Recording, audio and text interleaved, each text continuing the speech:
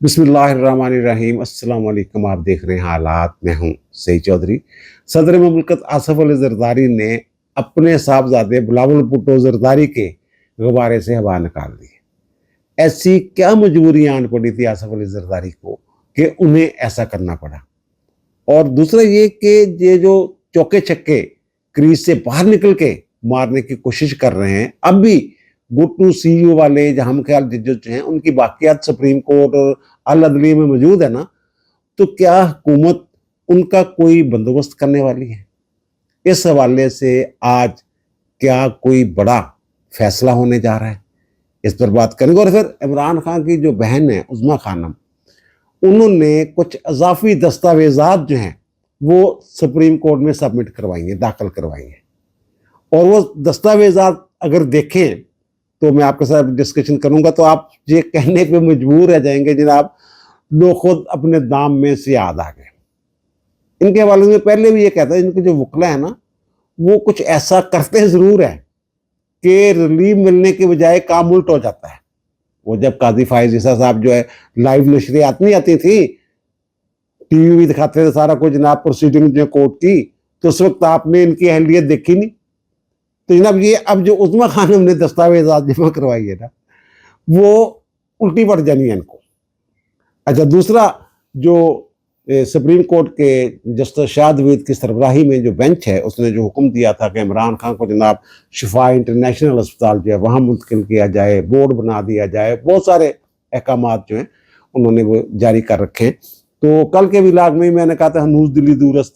तो अब जनाब सूरत हाल ये है कि हुकूमत जो है उसने जो चीफ कमिश्नर इस्लामाबाद है उनकी वसातत से इसको चैलेंज कर दिए। इस फैसले को नज़रसानी की दरख्वास्त जो है वो दायर हो गई है। वो दरख्वास्त अभी समात के लिए मुकर्रर नहीं होगी, लेकिन जो वकला हैं इनके वो कोशिश करेंगे कि आज वो समात के लिए मुकर्रर हो जाए। तो वही ये जो फैसला है इस हवाले से कई एक इजलास हुए हैं इस्लामाबाद में कल। तो वो जनाब उसमें एक तजवीज़ ये भी आई थी कि ज़ाहिर है नज़रसानी की दरख्वास्त जो है ये आमतौर पर उसी बेंच के सामने लगती है ना जिसने ये फैसला दिया होता है।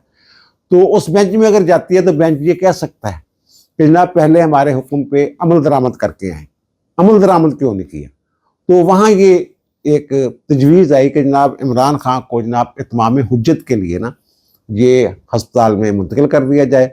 और वहाँ जो बोर्ड शोर्ड बनाने को हुक्म दे रखा है उन्होंने, कोई बोर्ड शोर्ड बना के बोर्ड जो है इनका चेकअप करे और उसके बाद कह दे जनाब इनको अस्पताल में दाखिल करने की ज़रूरत नहीं, तो फ़ौरन इनको वापस जो है ना घंटे 2 घंटे बाद ये दोबारा अडयाला जेल में मुंतकिल कर दिया जाए। लेकिन इसकी मुखालफत बड़ी हुई है अंदर। उनका जनाब अगर ये हमने ये बात मान ली तो इसका मतलब है कि हम सुप्रीम कोर्ट के हुक्म को मान रहे हैं, जो हमारे ख्याल में बियॉन्ड द जुडिक्शन है, बियॉन्ड द लॉ है। जो हुक्म जारी किया है उसके पीछे तो कोई किसी कानून की सपोर्ट ही नहीं है। और अभी दरख्वास्त जो है वो उन्होंने फैसला करना है कि काबिल समात है या नहीं है, और पूरा रिलीफ दे दिया है उन्होंने। यानी जो इन्होंने मांगा था इस्लामाबाद हाई कोर्ट से उससे बढ़ के दे दिए। वो कल मैंने अपने विलाग में तमाम तफसीलात जो आपके सामने रखी थी। और फिर दूसरी बात यह कि हमारा जवाब ही नहीं अभी आया। अभी तो हमने जवाब सबमिट करना था, हमें नोटिस ही नहीं था। अदालत ने खुद ये कहा है कि जनाब वो कहते हैं कि हमें नोटिस रिसीव नहीं हो, लेकिन उन्होंने जनाब ये बातें की है, एतराज किया, ऑब्जेक्शन किया है। एक तो ये, और दूसरा ये कि ये बताया जाए, ये पूछ रहे हैं कि जनाब ये बताया जाए कि ये जो आपने हुक्म जारी किया है इमरान खान के हवाले से बगैर किसी एक्सपर्ट ओपिनियन के, किसी ये जो रिपोर्टें हैं ये रिपोर्टें भी बुरी हैं, मुकम्मल रिपोर्टें भी कह, मुकम्मल रिपोर्टें तो हमारे सामने नहीं जनाब, खुलासे की बुनियाद पे जो आप कर रहे हैं। तो क्या ये कानून जो आप बना रहे हैं, प्रेसिडेंट सेट कर रहे हैं मुल्क के तमाम कैदियों के लिए, फिर तो हज़ारों कैदी आ जाएंगे कि जनाब हमें भी प्राइवेट अस्पताल में इलाज कराने की जनाब सहूलत दी जाए। जो पैसे वाले हैं वो तो जनाब बड़े बड़े हॉस्पिटल में जहाँ जनाब एयर कंडीशन और जनाब 5 स्टार होटलों में जैसी सहूलतें हैं वहाँ जाके जनाब अपना इलाज करवाना शुरू कर देंगे अगर इस तरह के अहकाम आने शुरू हो गए। तो वैसे ये जो जजमेंट आई है ना, ये जजों को भी अंदाजा है कि जनाब ये कोई बहुत आला दर्जे की कोई नज़ीर कायम नहीं कर रहे हैं। इस जजमेंट के आखिर में उन्होंने लिखा हुआ है नॉट अप्रूव्ड फॉर रिपोर्टिंग। यानी जो लॉ जनरल होते हैं ना, कानून के रसाले होते हैं, उनमें जो छपती हैं जजमेंट्स, ये कहते हैं उत्ते नहीं छापनी है इन्होंने, लेकिन ये तो वैसे तयशुदा असूल है कि ये जनाब कोई ज़रूरी नहीं कि रसाले में छपी हुई जजमेंट हो, वही अदालती नज़ीर होगी। जो भी जजमेंट है सुप्रीम कोर्ट की, वो हाई कोर्ट्स और जो मतहत अदलिया है वो पाबंद है उनको मानने की। तो बहरहाल ये इस तरह का मामला। और दूसरा, ये जो जजमेंट है, कल भी मैंने उसके मुख्तलिफ पहलू जो हैं आपके सामने रखे थे, जो हुक्म थे वो आपके सामने रखे थे।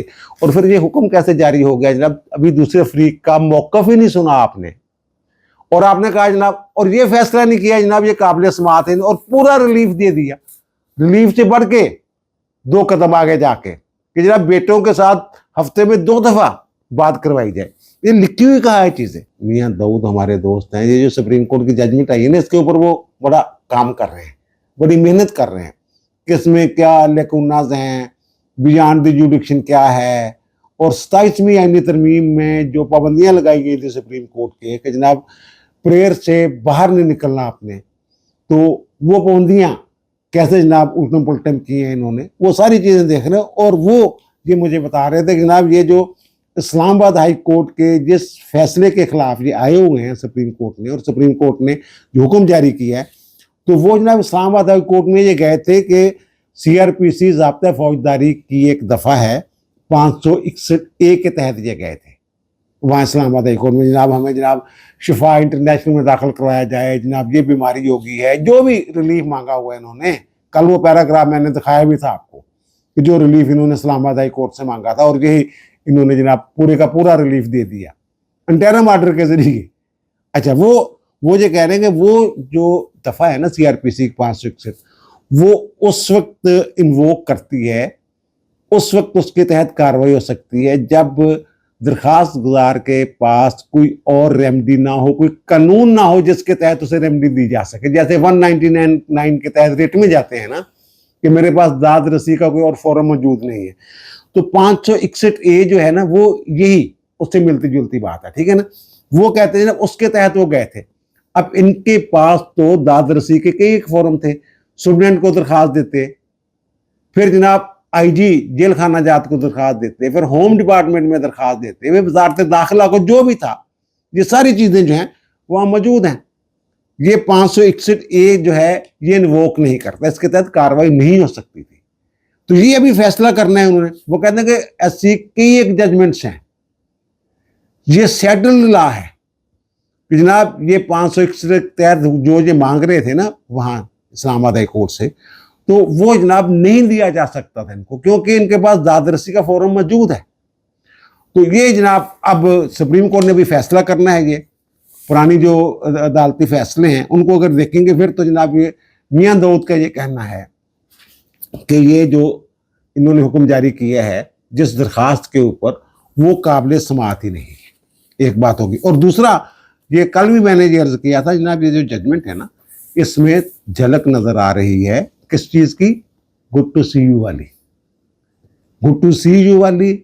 और जो हम ख्याल बेंच जो हैं वो अंधाधुंध रिलीफ दिया करते थे इमरान खान को, PTI को। कभी नशिस्तें दे दी जनाब, मखसूस नशिस्तें खवातीन की उधर जा रही हैं, ये सारी चीजें आपके इल्म में ही है ना। कभी पंजाब में हमजा शहबाज की वजारत आला जो है वो उल्टा दी, 63A की अपने पास से नए सिरे से रीराइट कर दिया, नए सिरे से तशरीह कर दी जनाब। और कभी जनाब पंजाब में और KP में जनाब इलेक्शन करवाने का हुक्म दे दिया, कभी जनाब जनरल इलेक्शन का ऑर्डर कर दिया जिनके ऊपर अमल नहीं होता था। गुड टू सी यू वाला जो मामला था, हम ख्याल बेंचों वाली जो बात है, तो वो अब ये जो इस बेंच के सरबराह ने जिसने ये फैसला दिया इमरान खान के हक में जनाब इसको वहाँ मुंतकिल किया जाए, वो बेंच के जो हेड हैं जस्टिस शाहद हमीद साहब, ये लाहौर हाई कोर्ट के जज होते थे, 4थे नंबर पे थे। अब ये जो गुड टू सी यू वाले हैं ना, बल्कि साकम निसार के दौर से ना, इन्होंने कुछ प्लानिंग की थी, जमा तफरीकें की थी, और ये इस लिहाज से जो उनकी सीनियरिटी वगैरह देकर उम्रों का लिहाज लगा के, और फिर सुप्रीम कोर्ट में सीनियरिटी का सोच विचार करके जनाब ये उस वक्त सीनियर होगा जब हमारा एक बंदा, उस वक्त तो ये था ना कि जो सीनियर तरीन जज होगा सुप्रीम कोर्ट का वही चीफ जस्टिस होना था 26वीं तरमीम से पहले। तो ये इन्होंने कुछ इस तरह की प्लानिंग की हुई थी जनाब। फिर मंसूर अली शाह होगा, फिर जनाब फलां होगा, फिर याहिया अफरीदी होगा, फिर जनाब ये आयशा मलिक साहबा होंगी। फिर उसके बाद इन्होंने आयशा मलिक के बाद किसने बनना था अगर ये तरमीम ना आती तो ये शाहदवीद साहब ने 2030-31 में जब आयशा मलिक ने रिटायर होना था, शाहदवीद साहब ने चीफ जस्टिस बनना था। ये लाहौर हाई कोर्ट में चौथे नंबर के जज थे सीनियरिटी में। इनको ये लेके गए वहां, ये वही पूरा जो मैंने कहा ना, पूरा इन्होंने प्लान किया होता, 10 साल 15 साल जो प्लान था इनका, ये चीफ जस्टिस। और उस वक्त जो था चीफ जस्टिस जो है रोस्टर, जो मास्टर ऑफ द रोस्टर और सारी चीजें जो हैं, वो सारा कुछ इसी के हाथ में होता था। वो तो बाद में कुछ कवानीन ऐसे आ गए, कुछ तरमीम आ गई, तो ये शाहदवीद साहब ने, अब शाहदवीद साहब जो 26वीं और 27वीं आईनी तरमीम आई है, 26वीं तरमीम में कर देना कि 3 सीनियर 3 जजों में से एक को लगाएंगे वो चीफ जस्टिस है, जैसे यही अफरीदी साहब लग गए हुए, तो वो शाहदवीद साहब को ये भी हो सकता है ना। और फिर जनाब ये शाहदवीद साहब जब पहले ये गए ना लेके इनको, ये 28 जुलाई 2022 को ये पीडीएम की हुकूमत आ गई हुई थी, तो ये जुडिशल कमीशन का इजलास होता है, तो जुडिशल बंदियाल साहब उस वक्त चीफ जस्टिस थे, तो उस वक्त इनका और जो हसन नजर रिजवी साहब हैं वो कराची से आना था, उन्होंने सिंध हाई कोर्ट से, तो वो जनाब वो इनके नाम मुस्तरद हो गए थे जुडिशल कमीशन के इजलास में। हाई कोर्ट्स के जूनियर जजों की सुप्रीम कोर्ट में तकर्री की मुखालफत किसने की थी? ये जो मैं 28 जुलाई 2022 वाले वो इजलास की बात करूं, जस्टिस काजी फायज ईसा ने, सरदार तारक मसूद जस्टिस ने, जस्टिस सैयद मंसूर अली शाह ने, और पाकिस्तान बार कौंसिल के जो नुमाइंदे थे ना अख्तर सैन साहब, उनका नहीं यार ये सीनियरिटी का जो असूल है ना उसको ना तोड़ा जाए। तो फिर उसके बाद क्या हुआ? उसके बाद बंदियाल साहब ने दोबारा कमीशन का इजलास बुलाया 11 नवंबर को 2022 को, और दोबारा फिर यही नाम लेके आए, इनके साथ अतर मिल्ला साहब को भी शामिल। अतर मिल्ला पे तो इत्फाक हो गया जनाब, ओके ठीक है ना, इस पे इख्तलाफ हो गया। अब ये जो आजमगीर तारिक साहब हैं और जो उस वक्त अटॉर्नी जनरल अशतर असाफ अली साहब, ये बंदियाल से मिलते हैं, और बंदियाल उन दिनों लगा हुआ था अपने कामों में, तो बाजवा साहब अभी थे, तो बाजवा साहब भी इनको कहते हैं कि यार वो देखें वो जो है ना वो बिल्कुल ठीक हो जाएंगे, ये बंदे ठीक हैं, तो आप मुखालफत ना करें। तो जनाब ऊपर से वज़ीर आज़म कौन थे, शहबाज शरीफ साहब, उन्होंने कह दिया जनाब ये करें, इनके वो जो नाम है उनकी मुखालफत नहीं करनी। तो फिर जो है ना अशतर असाफ अली और आजमगीर तारिक, इन्होंने इनके हक में वोट दिया था, 5-4 से इनकी फिर मंजूरी हुई थी। अतर मिल्ला मतफिका तौर पर हो गए थे, वो तो इस्लामाबाद हाई कोर्ट के चीफ जस्टिस नहीं था, उसका सीनियरिटी का चक्कर ही कोई नहीं था। और इन्होंने जो मंसूर अली शाह और काजी फायज ईसा और सरदार तारक मसूद जो हैं उनको भी बिट्रे किया, सुबकी करवाई उनकी, इनके कहने के ऊपर। या पहले ये सारे इकट्ठे थे, बाद में ये उनके खिलाफ जाके खड़े हो गए।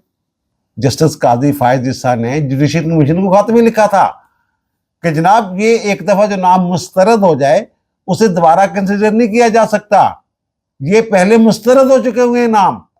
तो बंदियाल साहब ने कहा नहीं नहीं जनाब ये मुस्तरद नहीं हुए थे, रिजेक्ट नहीं हुए थे, बल्कि डेफर हुए थे, मौखर हुए थे। जो मौखर हो जाए जनाब उसको दोबारा कंसिडर किया जा सकता है। ये ऐसे जनाब मामला जो है, ये फिर जहाँ जब ये इन्होंने 26वीं 27वीं यानी तरमीम में जनाब इनका वो जो चीफ जस्टिस बनने की वो लाइन में लगे हुए थे, वो लाइन तो टूट गई है ना। अब पता नहीं उस वक्त क्या हालात होते हैं, क्या बनता है, तो वे सारी चीजें फिर गुड टू सी यू, फिर तो यही रखनी चाहिए। अब ये अच्छा, अब गुड टू सी यू वालों का वो क्या बंदोबस्त करने वाले हैं ये आगे जाकर मैं बताता हूँ। पहले ये देखें जनाब, जो इमरान खान की बहन है ना उज़मा खानम, डॉक्टर उज़मा खान, उन्होंने जनाब कुछ इजाफी दस्तावेजात जो है ना वो रखे हैं रिकॉर्ड के ऊपर। ये उज़मा खानम भी इस केस में जो है वो पिटिशनर हैं, इमरान खान की जो बहन है जिसके ऊपर ये हुक्म आया है उसमें वो भी हैं। एक तो जनाब उन्होंने मियाँ नवाज शरीफ जो इलाज के लिए बाहर गए थे ना, उस केस का हवाला दिया है, उसकी तफसीलात जो हैं वो अदालत के सामने रखी है। और भाई मेरे यही तो वो कह रहे हैं, वो जो नजरसानी की दरखास्त है और जो हुकूमत है जो कह रही है बियॉन्ड द जुडिक्शन है, दायरा इख्तियार से बाहर जाके चौके छक्के मारे हैं इस बेंच ने, वो भी तो यही कह रहे हैं। भाई मेरे वो कह रहे हैं जब ये बोर्ड बनना चाहिए था, वो कहता कि जनाब ये इलाज जो है यहाँ नहीं हो सकता, मुल्क से बाहर हो सकता है, या फिर जनाब ये सरकारी अस्पतालों में इसका इलाज मुमकिन नहीं है। इमरान खान का कानून के तहत तो सरकारी अस्पताल में दाखिल होना होता है ना। इमरान खान जो नवाज शरीफ हैं ये सर्विसेज अस्पताल में एडमिट नहीं थे, सरकारी अस्पताल में थे, वो इत्तेफाक अस्पताल में भी जा सकते थे, लेकिन यहाँ रहे क्योंकि कानून का ये तकाजा था। और फिर जो बोर्ड था जिसमें शौकत खानम का डॉक्टर जो वो भी शामिल था, एक ताहर शमसी साहब थे कराची से आते थे, वो थे, फिर इनकी इंक्वायरी करवाई थी सारी इमरान खान ने। तो उन्होंने कहा था जनाब पाकिस्तान में इसका इलाज मुमकिन नहीं है, और फिर वो हाई कोर्ट के हुक्म के साथ, हाई कोर्ट की इजाजत के साथ गए थे और जमानत पे थे। यही तो वो कह रहे हैं। ये आप इस जजमेंट का हवाला देके, ये जजमेंट वो कोर्ट की जाती है जो उस केस के ऊपर फिट बैठती हो। ये तो जो आपका जो मुखालफ फरीक का मौकफ है, आप वो बयान फरमा रही है। और फिर आसिफ अली जरदारी को जनाब माजी में बड़ी फराहम की गई, जेल में जनाब पता नहीं क्या क्या दिया क्या उनको। तो भाई मेरी जेल में ये भी, इनको भी तो पूरी सहूलतें हैं, इनको कौन सी सहूलतें नहीं है। वो जरदारी साहब जो है किस प्राइवेट अस्पताल में जनाब जाके मौजे कर रहे थे। आपने तो आसिफ अली, आपके भाई ने ना आसिफ अली जरदारी को बुढ़ापे में गिरफ्तार करवाया था बच्चों के सामने, और बड़ी दिलेरी के साथ उसने गिरफ्तारी दी थी जरदारी ने। बच्चियों ने इमाम जामुन बेच के हवाले किया था, और जब वो अदालत में पेश होते थे और वो एक बैसाखी वो नहीं होती जो लोहे की होती है, उसके साथ आते थे वो अदालत में, तो ये मजाक आता था कि देखो जनाब वो बीमार हो गया है, पता नहीं इनको बीमारी कैसे लग जाती है जब यूं ही गिरफ्तार होते हैं, कि मुझे ये तकलीफ होगी। ये सारा कुछ मैंने कहा ना, सारा कुछ सामने आ रहा है। फिर जनाब कुछ बैन अवी क्रिकेटर्स जो हैं उन्होंने जनाब खतूत लिखे हुए हैं सेहत के हवाले से, और जनाब तशवीश का इजहार है। फिर जनाब कोई वहाँ बरतानिया में कोई डिस्कशन हुई है पार्लियामेंट के अंदर, तो वो जनाब लगा, वो उसका पाकिस्तान के साथ क्या ताल्लुक, कानून दी गल नहीं थे हुजूर वाला। और ये एक और चीज जो उन्होंने की है कि जनाब ये देखें अदालती हुक्म पर वो कहती हैं कि नवाज शरीफ के साथ मरियम नवाज की तो मुलाकात हुई थी ना। अच्छा अब ये देखें, ये बीबी जो है ना, ये भी यही चीज इनके खिलाफ जाती है। मरियम नवाज शरीफ ने कब बाहर आकर प्रेस कॉन्फ्रेंस की थी, और जो बातें उनकी नवाज शरीफ के साथ होती थी वो कहाँ सोशल मीडिया पे ट्वीट करती थी, कभी बताती थी। आप बहनें तो हर बात बाहर आकर बताती हैं, बल्कि दो बातें जो उन्होंने की तो बढ़ के बताती हैं, और लंबे लंबे ट्वीट होते हैं, और उसमें मुल्क के खिलाफ, सालमियत के खिलाफ, फौज के खिलाफ क्या क्या बातें नहीं करते आप। अब ये देखिए जो मैं अर्ज कर रहा हूँ ना, ये पहले भी मैं कई मरफा अर्ज कर चुका हूँ। ये हम आपको ना स्क्रीन के ऊपर दिखा रहे हैं, एक माहदा है, ये इमरान खान और जो जेल सुप्रिटेंडेंट डियाला है उनके दरमियान SOPs इन्होंने तय किए थे मुलाकातों के। जनाब कितनी मुलाकातें होंगी, कितनी कितनी देर होंगी, सारा कुछ। अब इसका ना जरा मैं कहूँगा कि जूम करके ये दिखा दीजिए। सेकंड लास्ट नुक्ता है ना, सेकंड लास्ट नुक्ता, वो ये कहता है कि जनाब पाकिस्तान प्रिजन रूल्स है ना 1978 के, उनके ऊपर मिनो अन मुकम्मल तौर पे अमल किया जाएगा। ये खुद इमरान ने लिख के दिया हुआ है, और इसी नुक्ते की बुनियाद पे वो मुलाकातें नहीं होने देते, क्योंकि जो प्रिजन रूल्स हैं या प्रिजन एक्ट है जो, उसके तहत जनाब सियासी मुलाकातें हो ही नहीं सकती। ये आपके भाई ने हाथ काट के दिए हुए हैं उनको हुजूर वाला। ये आप पता नहीं, वो मैं कहता ना कि इनके, अब मैं क्या बात करूं इनके मुकला की, कौन है जो इनको ये तजावीज़ देता है या फिर जनाब इनको तैयारी करवाता है। ये तो वकील ने ही पिटीशन तैयार की होगी ना, उसको पता होना चाहिए कि जनाब इमरान खान का जो केस है, क्या ये जो नवाज शरीफ वाला केस या मरियम नवाज की मुलाकातों वाला केस है, क्या उसके ऊपर जो कहते हैं ना मुताबिकत है इनकी, नहीं है ना।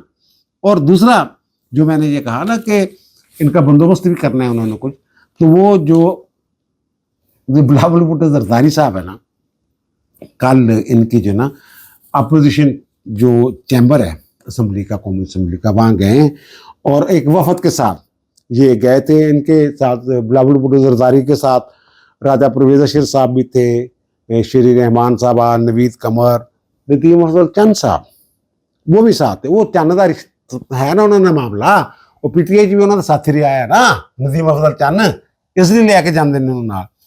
और वहाँ थे जो कायदे हिज़्ब इख्तिलाफ हैं, महमूद खान अचकज़ई साहब वो थे, सेनेट में अब्दुल राजा नासिर अब्बास साहब थे, सलमान अकमर राजा थे, असद कैसर साहब भी थे जनाब, फिर तहरीक तफदयानी पाकिस्तान के मुस्तफा नवाज खोखर, आमर डोगर वगैरह, ये सारे जनाब मुलाकातें शुलाकातें हुई। उसके बाद बिलावल भुट्टो जरदारी साहब जो है ना, इन्होंने एक प्रेस कॉन्फ्रेंस भी की, साफियों के साथ भी गुफ्तगू की। वैसे मोहसिन नकवी वाला सवाल भी उनसे पूछा गया था। मोहसिन नकवी कहते हैं जनाब सिस्टम जो है फेल हो गया, नाकाम हो गया, क्लैप्स कर गया। तो उसने कहा जनाब अगर तो ये मौजूदा सिस्टम की बात कर रहे हैं, फिर तो मैं जो कहता हूँ उल्टी गिनती शुरू हो गई, फिर वो मेरी बात की तेज कर रहे हैं। अगर वो आईनी सिस्टम क्लैप्स करने की बात कर रहे हैं, फिर जनाब आईनी सिस्टम को चलने कब दिया है किसी ने? ये और उन्होंने कहा जनाब भाइयों को ना लड़ाएं। वो भी कहते हैं ना, वो उन्होंने जरदारी साहब ने कहा होगा ना कि मोहसिन नकवी मेरा बेटा है, उस तरह वो कहते भाइयों को क्यों लड़ा रहे हैं। लेकिन वहां जो एक और बात उन्होंने कर दी ना, उन्होंने कहा जनाब पीपल्स पार्टी जो है ना वो कानून साजी में हुकूमत के साथ तावन नहीं करेंगे। कोई बिल आएगा ना, हम उसको सपोर्ट नहीं करेंगे, ये उन्होंने कह दिया। तो एक बड़ा अहम बिल जो है वो आने वाला था, आज हो सकता है। कबीना का इजलास है जो आज 10:30 बजे हो रहा है, और मेरा ख्याल है कि वो बिल जो है ना उसी वाले से उसकी मंजूरी देंगे। फिर वो हो सकता है पहले दिन ही वो कौमी असम्बली से पास हो जाए, सेनेट में पास हो जाए। फिर जो अच्छा वो फिर जनाब हुआ क्या, ये तो कह रहे हैं कि हम नहीं जनाब, हम साथ नहीं देंगे हुकूमत का। लेकिन फिर जनाब कुछ वफद आपस में मिले, फिर मोहसिन नकवी साहब जो हैं वो ऐवान सदर गए जनाब, उन्होंने आसफ अली जरदारी साहब जो हैं उनके साथ मुलाकात की। उन्होंने कहा जनाब ये बड़ा अहम बिल है, इसके ऊपर जनाब आप जो है ना पीछे नहीं हट सकते। तो फिर ज़ाहिर है उन्होंने आसफ अली जरदारी ने उसको बेटा कहा हुआ है मोहसिन नकवी को, और मोहसिन नकवी किन का नुमाइंदा है सबको पता है। तो वो जब जाके उन्होंने कहा सदर साहब को जनाब ये बड़ा जरूरी है, उन्होंने कहा ओके मैं कह देना जमात अपनी वोट देवांगे पूरा। सर ये बिलावल भुट्टो जरदारी साहब कहते हैं हमने वोट ही नहीं देना, तावन नहीं करना, अपने बलबूते पे करवा लें अगर बिल पास होता है। जरदारी साहब ने कहते नहीं नहीं नहीं मोहसिन नहीं कोई गल नहीं, टेंशन नहीं लिया तो मुंडे देंगे वोट तेन। ये है सनाब जो उनके गवारे से मैंने कहा ना हवा निकाली है जरदारी साहब ने। ये बहरहाल ये जो कमिटमेंट है ना, जो वादे वईद हैं, जो जमानतें हैं, वो तो जरदारी साहब ने दी हुई है ना। अब पूरा जरदारी साहब ने उनको करना है, प्रेसिडेंट है वो। तो बिलावल भुट्टो जरदारी, वो मैंने पहले भी कहा था कि मैं उसके उस बयान को, जो कश्मीर वाला बयान था, कश्मीर में उन्होंने तकरीर, मैंने कहा मैं उसको सीरियस नहीं ले रहा। तुम्हारा ये अब दूसरी जो बात है ना, जो कबीना कि एक बिल ने को 7-8 बिल जो है वो पेश हुए हैं वहाँ असम्बली में, वो कमेटियों के सुपुर्द कर दिए। लेकिन एक बिल जो अहम बिल जिसके लिए ये भागे भागे गए हैं वहाँ पे मोहसिन नकवी साहब ने, वो ये पता चला है उठता उठता, मैंने कोशिश की है, ये अभी बता नहीं रहे वो बिल क्या है, लेकिन पता ये चला है वहाँ से कि जनाब ये अदलिया के हवाले से कोई कानून साजी हो रही है।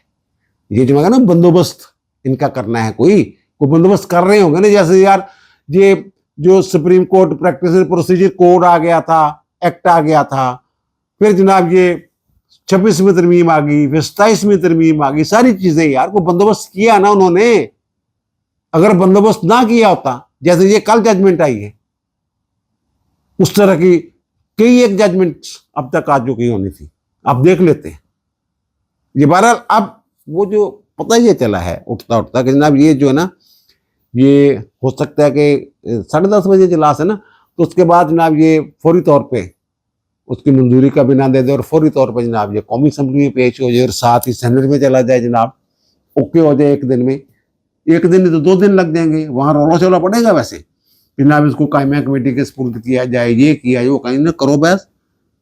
अगर जरदारी साहब ने ओके कर दिया यार, फिर क्या है, फिर स्पीकर जो है एजाज सादिक साहब नून लीग के हैं, सेनेट में अगर जाता है तो वो यूसुफ गलानी साहब हैं। किसने रोकना है बहस के वो बिल पेश करने से किसको? तो वो अब ये जो है ना, ये आइन में तो कोई तरमीम नहीं की जा सकती भी ऐसे, ये कोई कानून में कोई ऐसी तरमीम लाई जा सकती है जो मैंने अर्ज किया ना कि ये बंदोबस्त टाइप मामला जो है। ये बहरहाल तफसीलात आ जाएंगे सामने, लेकिन पता यही चला है कि ये इसी हवाले से, ठीक है ना, ये जो नजरसानी वगैरह, ये जो भी मामला चल रहे हैं शिफा इंटरनेशनल में, हो सकता है इससे वो गैर मौसर हो रहा हो, ये हतमी बात नहीं है। लेकिन जो मुझे बताया गया कि जो ऐसा ही कुछ होने वाला है, क्रीज से बाहर निकल के छक्का है ना, वो जनाब वो उसको आउट डिक्लेयर किया जाएगा, ये आप कह सकते हैं। अब दीजिए मुझे इजाजत, इंशाल्लाह दोबारा मुलाकात होगी नए व्लॉग के साथ। अल्लाह ताला आप पर, मुझ पर, हम सब पर मेहरबान रहे। अल्लाह हाफिज।